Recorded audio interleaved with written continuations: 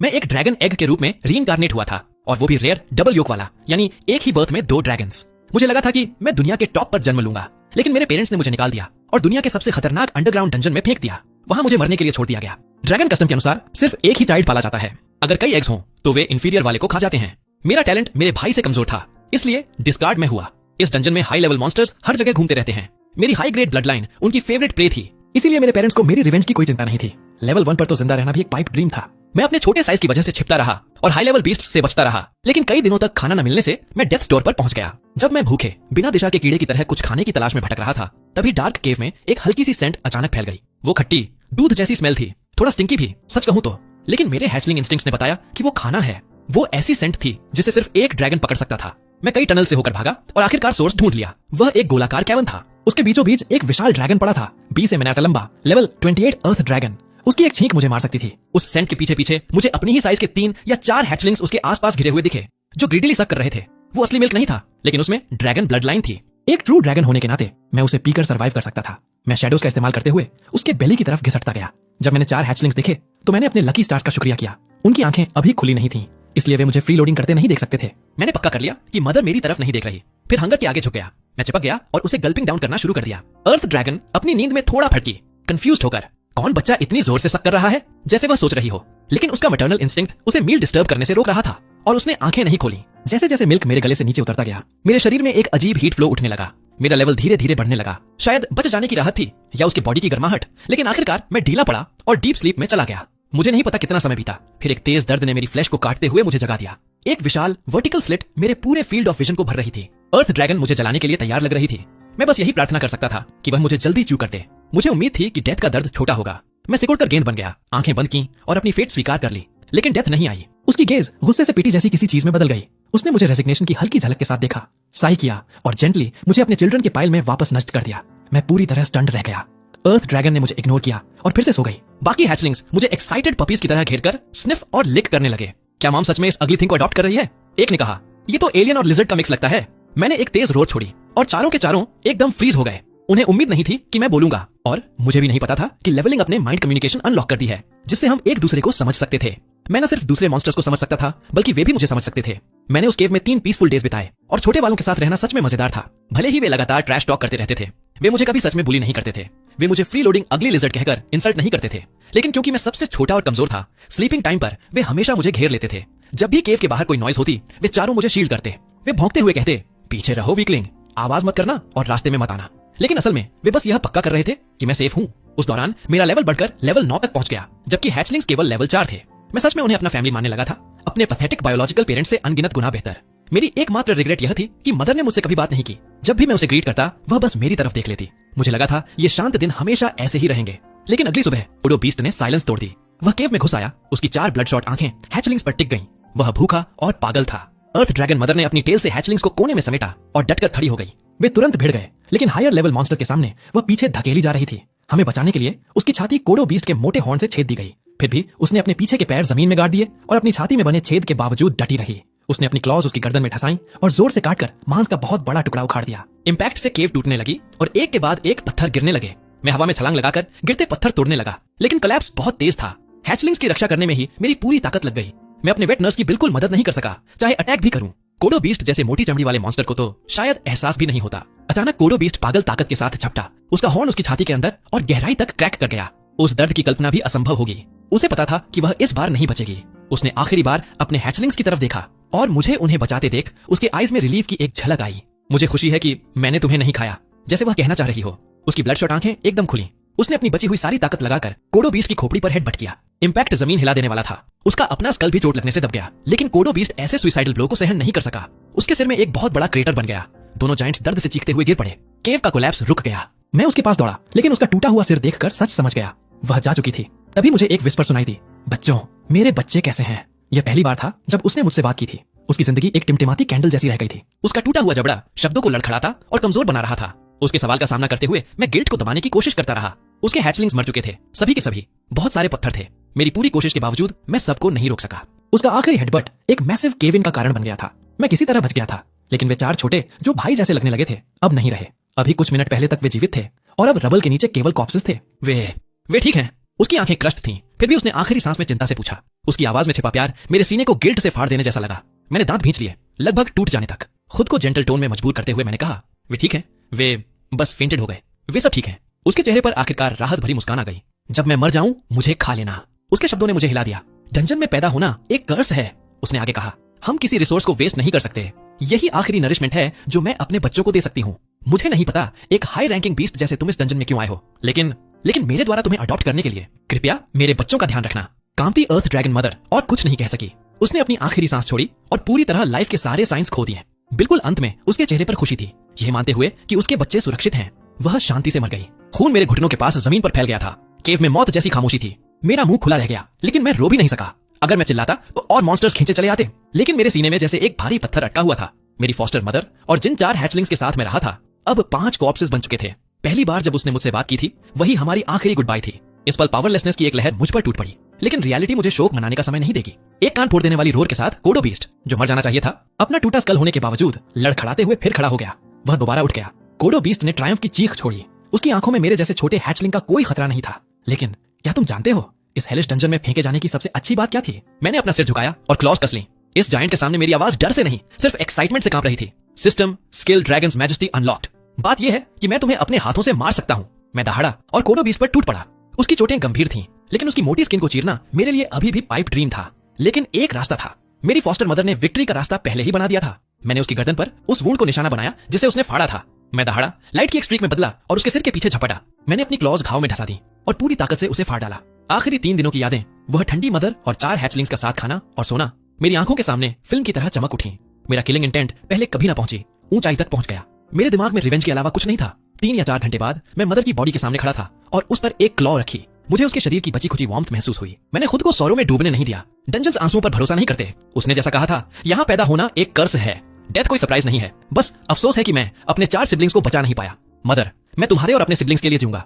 मैंने मुंह खोला, उसमें काटा और उसके फ्लैश का एक टुकड़ा निकल गया। मैं अपने सॉफ्ट दबाता रहा, अपने आंसुओं को मीट के साथ निकलते हुए। अपने रिलेटिव का फ्लैश कड़वा होता है, लेकिन मैंने उसे जबरन नीचे उतार दिया। मैं चाहकर भी उल्टी नहीं कर सकता था। खून की स्मेल और मॉन्स्टर्स को बुला लेगी। अगर मैं नहीं खाऊंगा तो आखिरकार मुझे ही खा लिया जाएगा। 3 दिन बाद मैं केव से बाहर निकल आया। मैं केवल लेवल 18 था, लेकिन एक हाई रैंकिंग बीस्ट होने के नाते मैं पहले लो रैंकिंग मॉन्स्टर से लड़ सकता था। मैंने अपनी क्लॉज मोड़ी और मेरे मुंह के कोने पर एक ठंडी परफेक्ट स्मर्क फैल गई। मैंने एंडलेस डंजन की तरफ देखा। पास में 3 मॉन्स्टर्स थे और मुझे भूख लगी थी। मैंने अपनी पहली कदम फाइटिंग माई वे आउट की तरफ बढ़ाई। भाग दो। 5 दिन बीत चुके थे जब मैं केव से निकला। आसपास के मिनोटॉर्स खत्म किए जा चुके थे। आखिरी को खाकर मैं लेवल 20 पर पहुंच गया। System level cap reached. Experience gain paused. Please choose an evolution path to unlock the next level cap. Path 1, True Dragon, Standard Path, allowing for more magic. Path 2, Small Dragon, General Path, increases agility and senses. Path 3, Corrupted Dragon, Niche Path for surviving harsh environments. Provides higher vitality and agility, but limits growth in magic and physique. Prompts देखकर मैं pattern समझ गया। हर 20 levels पर एक rank होता है और strong होने के लिए मुझे इवॉल्व करना होगा। लेकिन जैसे ही मैं ऑप्शन सोच रहा था, पीछे से अचानक भारी प्रेशर दबा आया। मेरा सर्वाइवल इंस्टिंक्ट चीख उठा। मैंने चारों तरफ देखा और कम से कम 20 कोडो बीस्ट्स अपने चारों ओर घिरे हुए पाए और उनके पीछे से एक विशाल डरावना रेड कोडो बीस्ट बाहर आया। Target combat specialized Kodo beast leader, level 88, type rare mid tier monster. Data देखकर मैं स्टन्ड रह गया। अच्छा, कोडो लीडर ने साफ ट्रैप बिछाया था। उसने मुझे एम्बुश में फंसाया, लेकिन मुझे ही टारगेट क्यों किया? मैंने उससे बात करने के लिए मेंटल लिंक खोला। कोडो लीडर ने ठंडी सांस भरी। मैंने नहीं सोचा था कि हमारा खाना चुराने वाला इतना छोटा ब्रैट होगा। यह सुनकर आखिरकार मुझे वजह समझ आई। मिनोटॉर्स उनका मेन फूड है। अपनी स्किल्स ट्रेन करने और ग्लटनी पूरी करने के लिए मैं लगातार उनका शिकार कर रहा था। पॉपुलेशन बहुत गिर गई, जिससे कोडो बीस्ट्स के लिए फूड शॉर्टेज हो गई। लेकिन मैंने सिर्फ कंधे उचका दिए। डंजन में वीक प्रे होते हैं, यही एकमात्र ट्रूथ है। मैंने क्लॉज कमर पर रखी और सिर टेढ़ा किया। हाँ, मैंने उन्हें खाया। तो क्या तुम्हारे लोगों ने मेरी फॉस्टर मदर को नहीं खाया था? लड़ना है तो मैं तैयार हूँ। ब्लू लाइट मेरे चारों ओर चमक उठी और मैंने बैटल पोज ली। लेकिन अंदर ही अंदर मैं सोच रहा था, यहाँ से निकलूं कैसे? लीडर को इतने छोटे ब्रैट से ऐसी एरोगेंस की उम्मीद नहीं थी। वह दहाड़ा और अर्थ श्रिंक का उपयोग करते हुए आगे बढ़ा। उसका विशाल शरीर ऐसे चला जैसे टेलीपोर्ट हो रहा हो। वह सीधे मेरे सामने आ गया। दर्जनों कोडो बीस्ट्स एक साथ गरजे। मेरी सेंसेस गायब हो गईं। मैं 1 इंच भी हिल नहीं सकता था। अगर हाई लेवल बीस्ट ने एक बार भी मारा, मैं मर जाऊंगा। मेरे दिमाग में अनगिनत प्लान्स चमके, लेकिन मैंने सबको खारिज कर दिया। यहाँ से निकलने का कोई रास्ता नहीं था। अचानक प्योर ब्लू लाइट का एक पिलर कोडो लीडर पर गिरा। बीम ने उसे तुरंत निकल लिया। पास के बीस्ट स्क्रीम करने से पहले ही राख में बदल गए। गर्मी कम हुई तो रिदमिक थंपिंग की आवाज गूंजी, जैसे किसी पहाड़ के पैर उगाए हों।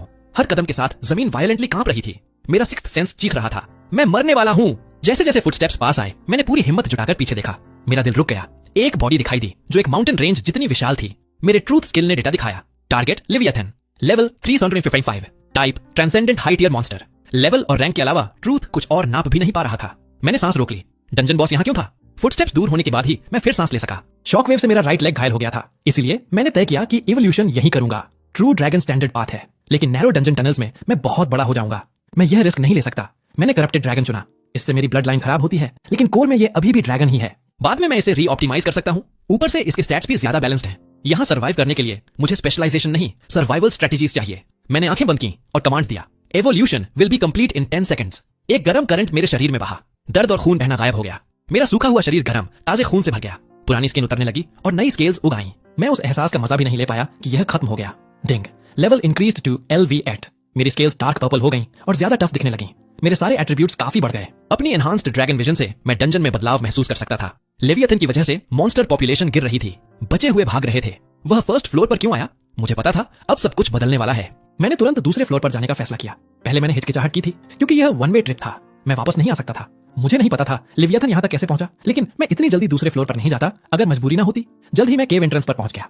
इससे मुझे एक बात समझ आई, क्या सच में इस वर्ल्ड में ह्यूमंस डोमिनेंट स्पीसीज हैं? मेरे जन्म से अब तक मैंने एक भी ह्यूमन नहीं देखा था, लेकिन तभी मेरे पीछे हल्की सी सरसराहट हुई। मैंने एम्बुश के डर से मुड़कर देखा, और जब देखा मेरा दिल एक पल के लिए रुक गया। कोने में एक छोटी लड़की छिपी हुई थी। मेरा पहला ह्यूमन एनकाउंटर। वह इतनी सुंदर थी कि मेरे अंदर का शट इन गलत ख्यालों में खोने लगा, लेकिन कुछ बोल पाता उससे पहले ही वह डर के मारे पीछे गिर पड़ी और स्टोन वॉल से चिपक गई। मैं कंफ्यूज था। क्या मेरे जैसे गोल मटोल बेबी ड्रैगन को लड़कियों को क्यूट नहीं लगना चाहिए? मैं उसे धीरे से अप्रोच किया, जैसे किसी स्ट्रे किटन को शांत करते हैं। मैं एनिमी नहीं हूँ, तुम यहाँ कैसे आई? वह और भी डरी हुई लग रही थी। वह सर्वाइवल फाइट और master king give me strength जैसी बकवास बुदबुदा रही थी। मैं समझाने के लिए एक कदम और आगे बढ़ा, लेकिन जैसे ही मैं 2 मिनट के भीतर पहुंचा, उसने अचानक जोरदार किक मार दी। अचानक हुए वार से मेरी हेड का सबसे कमजोर हिस्सा हिट हो गया। फिर नोटिफिकेशन पॉपअप हुआ, HP -1। सच में? बस इतना? मैंने उसके स्टैट्स देखे। वह तो पैथेटिक थी। Target monk, level 19, type human female, reading value high. ऐसे स्टैट्स के साथ वह फर्स्ट फ्लोर पर भी मुश्किल से टिकेगी। वह सेकंड फ्लोर तक कैसे पहुंच गई? अब वह दर्द से कराहते हुए अपना पैर पकड़े थी।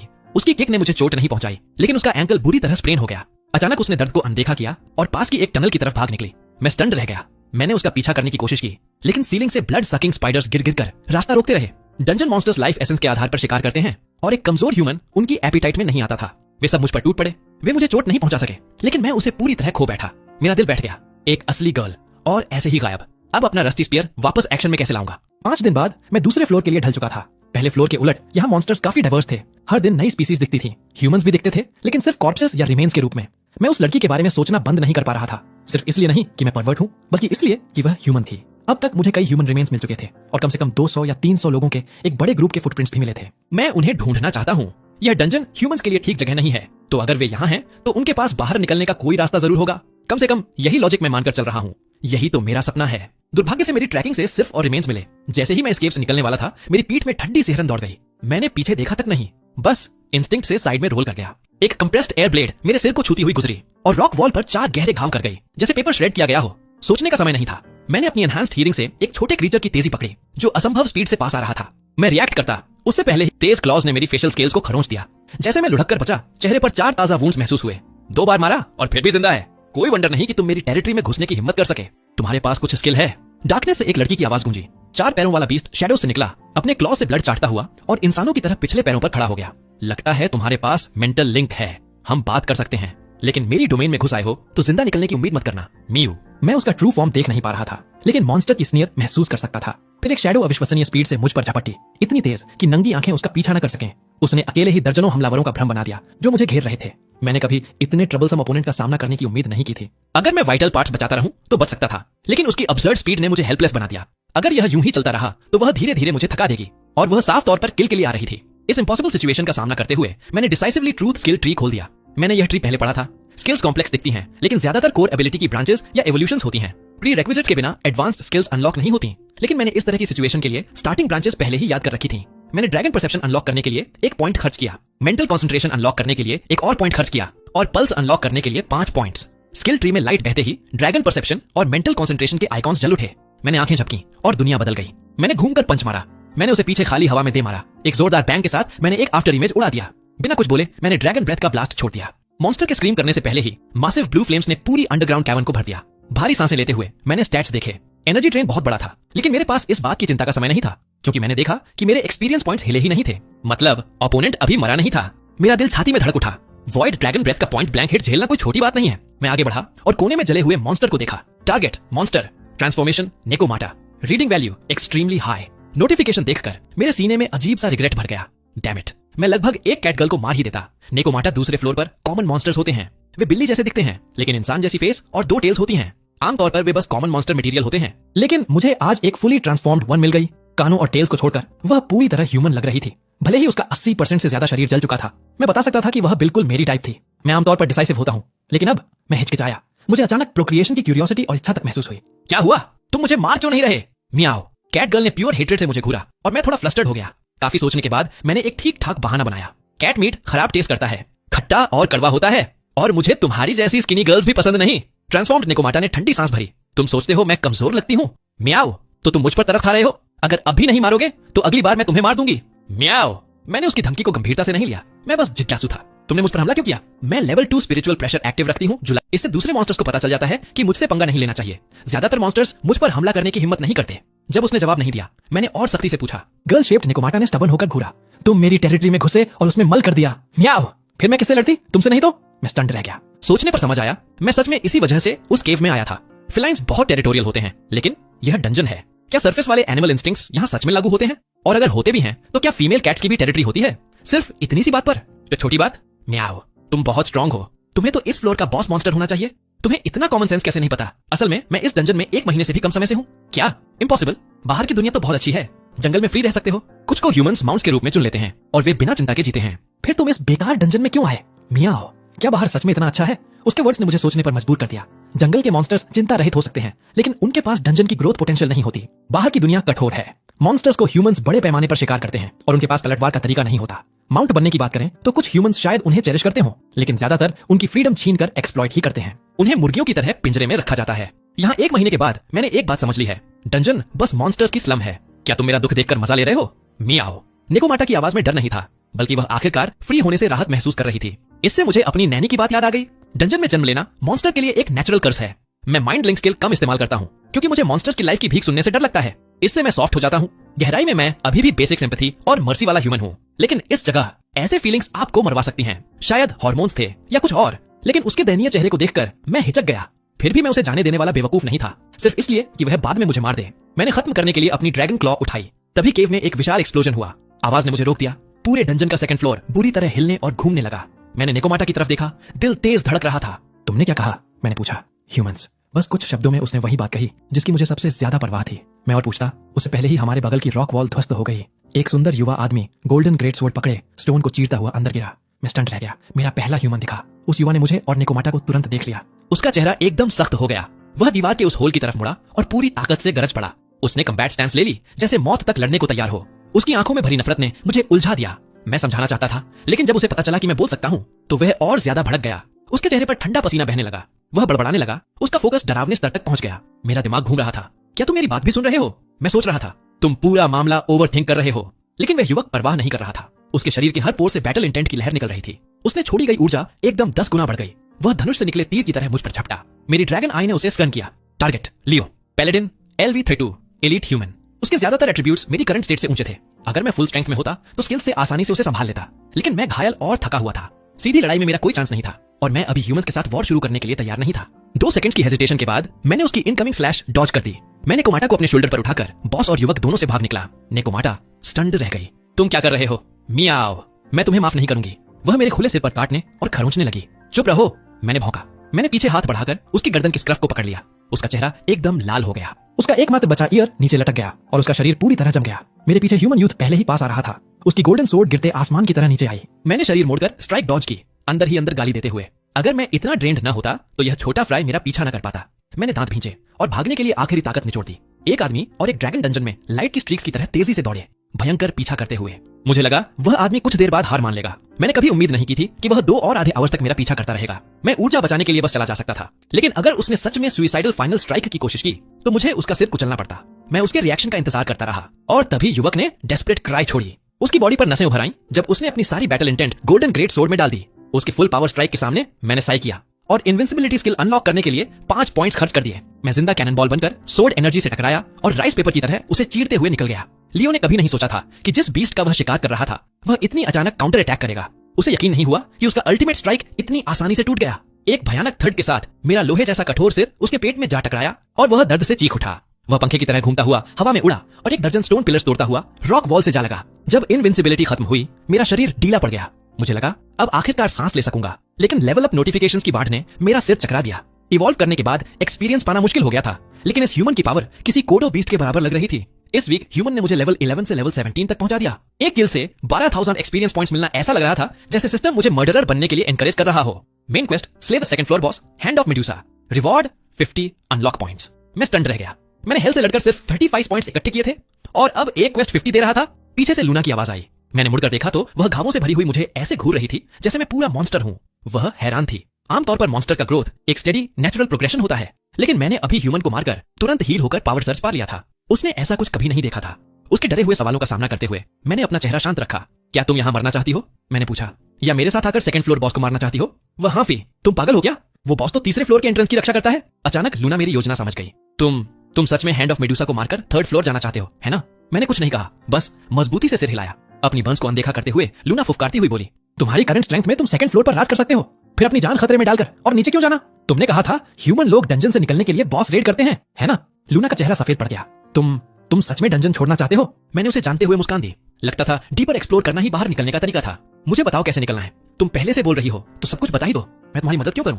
लूना थूकते हुए बोली। मैंने कंधे उचका दिए। कोई बात नहीं, मेरे पास एक स्किल है जो तुम्हारे दिमाग में घुस सकती है। हालांकि यह बहुत दर्दनाक है। अगर तुम नहीं बताओगी तो मैं सीधे तुम्हारे ब्रेन से जानकारी निकाल लूंगा। लूना का चेहरा पीला पड़ गया। उसे पता था कि थर्ड फ्लोर पर मेंटल टाइप मॉन्स्टर्स ऐसी स्किल्स इस्तेमाल करते हैं। वह झिझकी तो मैंने दबाव बनाए रखा।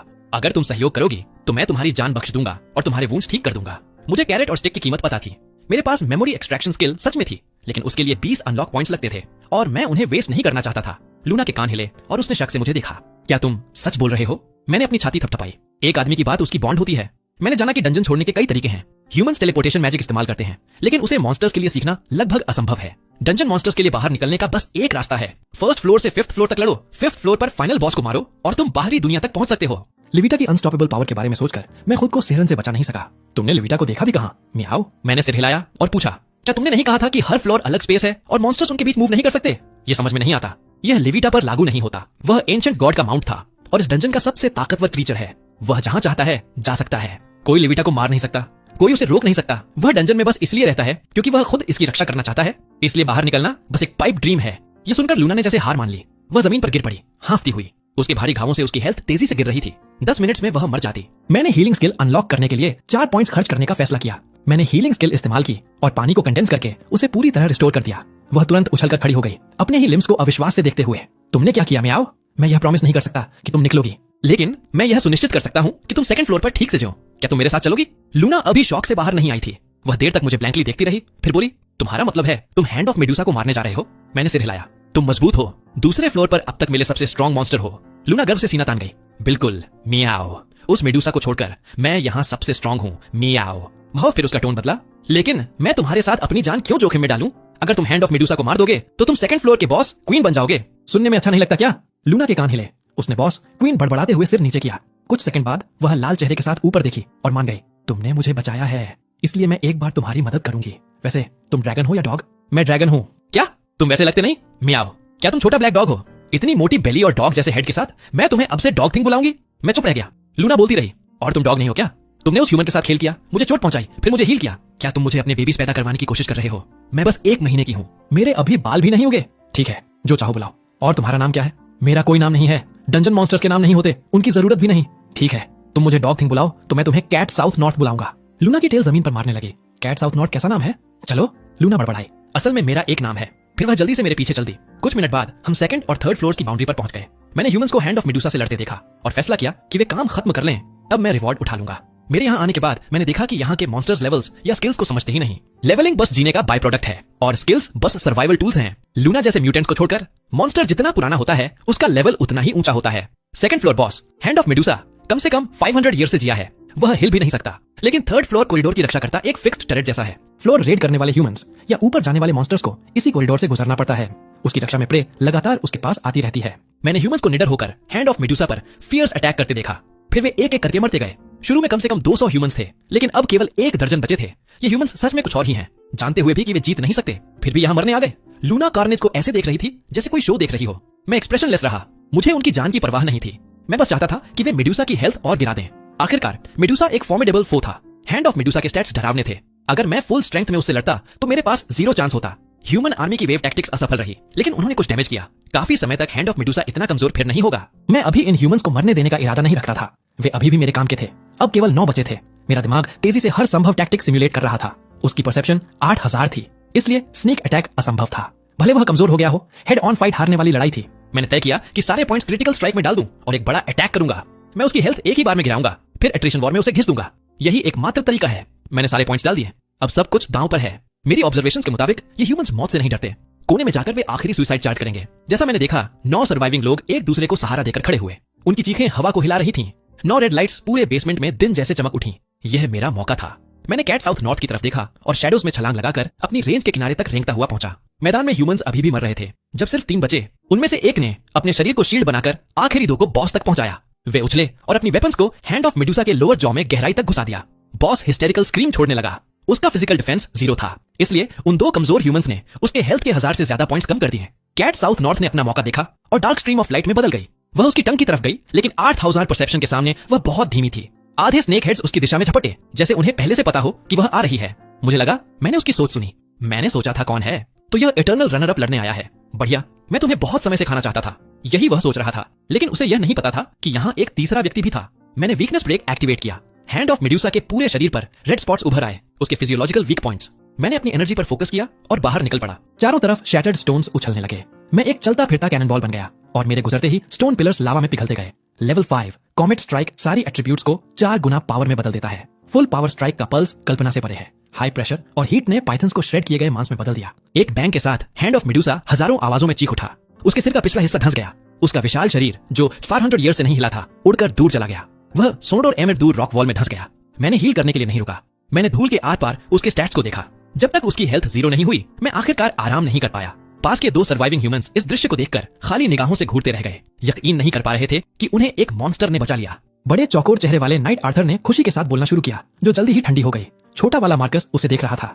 आर्थर ने निगलते हुए अपनी आंखों में मर्डरस इंटेंट भर ली। कुछ भी हो, मॉन्स्टर तो मॉन्स्टर ही होता है। यह ड्रैगन छोटा है, लेकिन मैं इसकी पावर महसूस कर सकता हूँ। अगर हमने इसे बड़ा होने दिया तो यह ह्यूमैनिटी के लिए खतरा बन जाएगा। आर्थर ने टूटी हुई सोर्ड उठाई और लंगड़ाते हुए मेरी तरफ बढ़ा। हम वैसे भी इस हेल होल से जिंदा नहीं निकल रहे। हैंड ऑफ मेडुसा और इस ड्रैगन को एक साथ मार देना दुनिया के लिए सबसे अच्छा काम होगा। मार्कस ने झिझकते हुए अपना वेपन उठा लिया। मैंने सब कुछ सुन लिया। अनग्रेटफुल शब्द भी इन दोनों के लिए कम है, लेकिन मुझे फर्क नहीं पड़ा। यह प्लान का हिस्सा था। क्रिटिकल स्ट्राइक ने मेरी स्टैमिना खत्म कर दी थी और मुझे पता था उसे वापस कैसे पाना है। लेवल अप ही गोल था। ह्यूमंस कमजोर हैं, लेकिन बहुत एक्सपी देते हैं। मैंने वैसे भी रिकवरी के लिए उन्हें मारने की योजना बनाई थी। अगर वे ग्रेटफुल होते तो मेरी कॉन्शियंस शायद हिचकती। चूंकि वे अनग्रेटफुल हैं, मुझे कोई पछतावा नहीं। जैसे ही दोनों नाइट्स स्ट्राइक करने को तैयार हुए, मैं काउंटर करने के लिए तैयार था। तभी जिस वॉल पर मेडुसा लगी थी, वह एक रोर के साथ फट गई। एक पाइथन बाहर झपटा और आर्थर और मार्कस को काट लिया। मैंने पहचान लिया, वो मेडुसा के हेयर थे।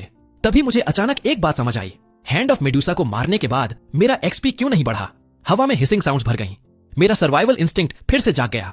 मैं झपट कर आगे बढ़ा और अपनी ड्रैगन क्लॉ से मार्कस का हार्ट भेद दिया। लेवल अप पूरा हो गया। मेरा स्टेटस तुरंत पीक पर लौट आया। उसका ट्रू बॉडी असल में उसके सिर पर मौजूद सैकड़ों पाइथॉन्स हैं। स्कल सिर्फ रिजेनरेशन के लिए एक कनेक्टर था।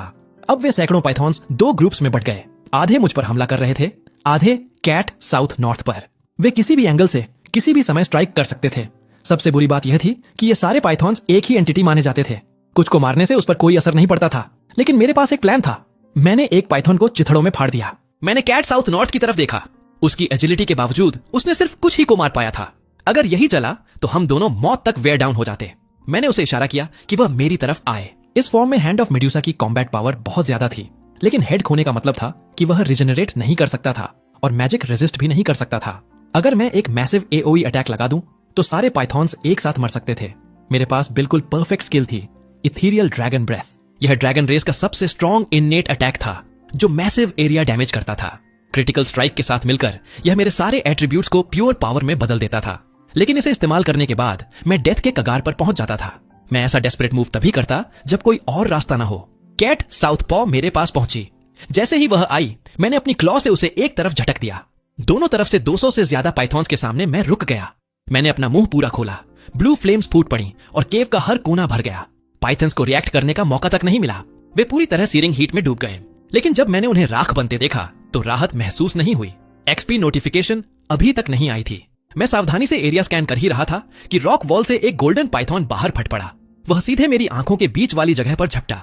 वह इतना तेज था कि बस ब्लर दिखा। मेरी करंट हालत में एक हिट फेटल होती। लेकिन ठीक उसी क्रिटिकल मोमेंट पर कैट साउथपॉ चट्टान के पीछे से दौड़ती हुई आई। उसने अपने शरीर से मुझे शील्ड किया। मैंने हड्डियों के टूटने की भयानक आवाज सुनी जब गोल्डन पाइथन ने उसकी आर्म काट ली। उसकी पहले से कम हेल्थ एकदम सिंगल डिजिट्स तक गिर गई। दर्द सहते हुए उसने पूरी ताकत लगाकर उस पाइथन को टुकड़ों में फाड़ दिया। मैंने उसके स्टैट्स देखे। वो कोर बीस्ट था। मुझे कभी उम्मीद नहीं थी कि इस डम कैट ने मुझे बचा लिया। मैं उसकी टूटी आर्म देखकर कंफ्यूज्ड था।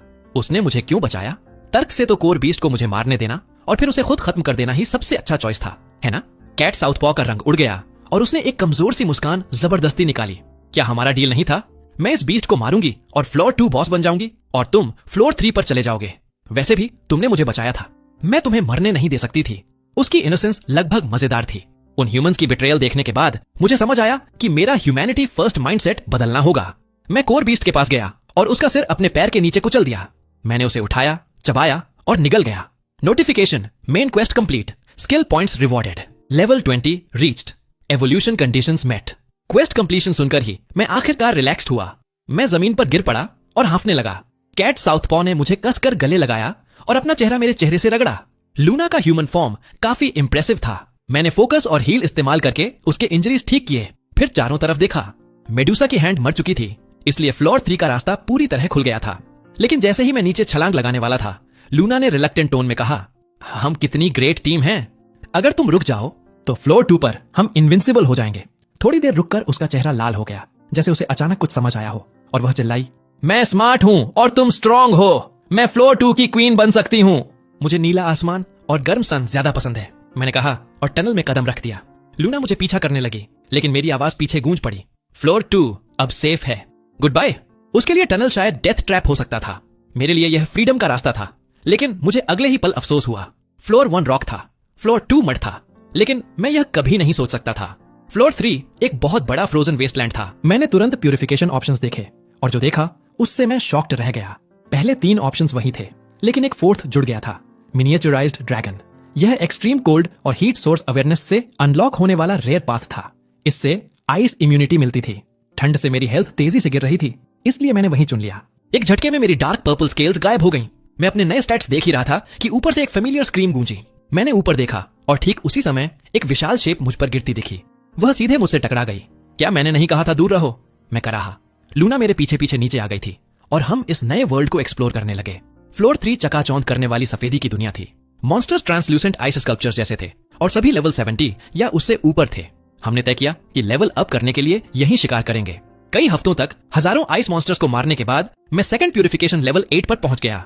क्योंकि प्यूरिफिकेशन के बाद लेवल्स रिसेट हो जाते थे, इसलिए मैं इफेक्टिवली लेवल 88 था। लूना लेवल 60 पहुंच गई। लेकिन जैसे जैसे हम मजबूत होते गए, मुझे इस कैनियन के बारे में कुछ अजीब दिखा। बाहर वाले क्रीचर्स लो लेवल थे। बाहर के वुल्व्स में सफेद मीट और ब्लड था। वे असली थे, लेकिन कैनियन के अंदर के वुल्व्स प्योर आइस से बने थे। उनके पास फ्लैश नहीं थी। मेरे डबल एक्सपी बफ के बावजूद उनसे मिलने वाला एक्सपीरियंस बहुत छोटा था। इससे मैं एक डरावने कंक्लूजन पर पहुंचा। मैंने लूना को कैनियन के और अंदर ले गया। हम जिन मॉन्स्टर से मिले वे सब आइस से बने थे।